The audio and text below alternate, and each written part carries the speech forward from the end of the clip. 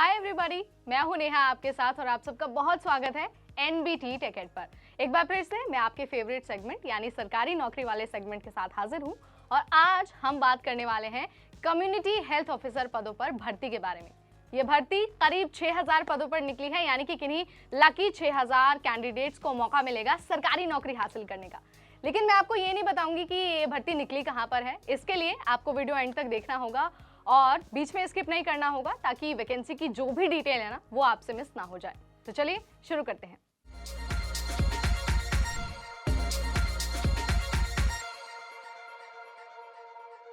National health mission UP में community health officer पदों पर बम्पर भर्ती निकली है और इस भर्ती के जरिए करीब 6000 पदों को भरा जा रहा है। तो अगर आप इस भर्ती के इच्छुक हैं तो आपको कुछ नहीं करना है, बस एक वेबसाइट दी हुई है, वहां पर आपको जाना है। जो भी आपसे डिटेल मांगी जाएंगी आपको उसे फिल करना है, अपना फॉर्म सबमिट कर देना है। वेबसाइट है upnrhm.gov.in। आपको इस बात का बहुत अच्छे से ध्यान रखना है कि जो एप्लीकेशन का प्रोसेस है वो 29 जैन से शुरू कर दिया गया है और आपके पास सिर्फ और सिर्फ 7 फरवरी तक का टाइम है। इसके बाद आप अप्लाई नहीं कर पाएंगे। अब आप मुझसे कहेंगे कि भाई ये तो बता दो कि इस भर्ती के लिए कौन से कैंडिडेट्स एलिजिबल हैं। तो मैं आपको ना एजुकेशनल क्वालिफिकेशन और एज लिमिट भी फटाफट बता देती हूँ। तो अगर आपने किसी भी मान्यता प्राप्त संस्थान से बीएससी नर्सिंग किया हुआ है तो आप इस भर्ती के लिए अप्लाई कर सकते हैं, बट मेक श्योर करिए कि आपने UP nurse and midwives council में रजिस्टर किया हो। लेकिन ऐसा बिल्कुल नहीं है कि सिर्फ यूपी वाले ही कैंडिडेट्स अप्लाई कर सकते हैं। अगर आप दूसरे स्टेट नर्सिंग काउंसिल में रजिस्टर्ड हैं तो भी आप इस भर्ती के लिए अप्लाई कर सकते हैं।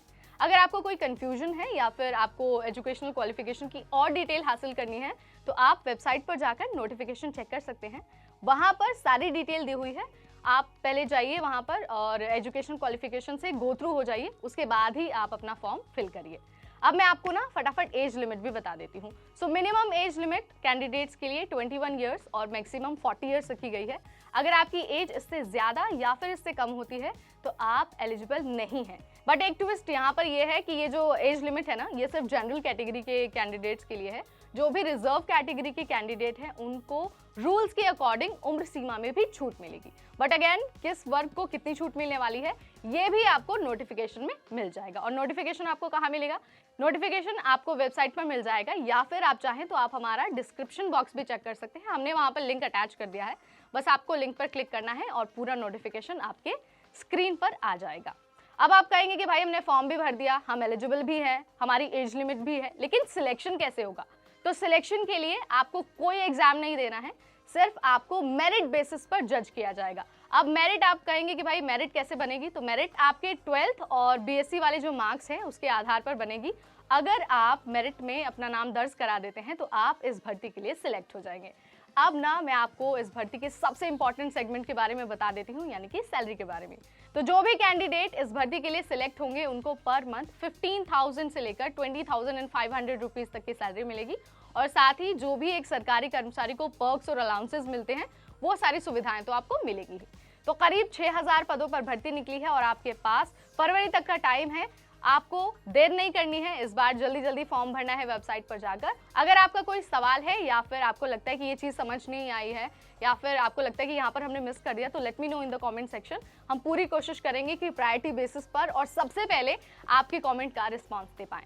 अगर आपको नौकरी की अपडेट्स और जाननी है, ऐसे वीडियोस और देखनी है तो you know exactly what you have to do. आपको जाने से पहले हमारा चैनल सब्सक्राइब कर देना है, बेल आइकॉन को प्रेस करना है ताकि कोई भी लेटेस्ट अपडेट आपसे ना छूटे। तो इस वीडियो में इतना ही, अगली बार फिर आएंगे। Till then this is me Neha Upadhyay signing of.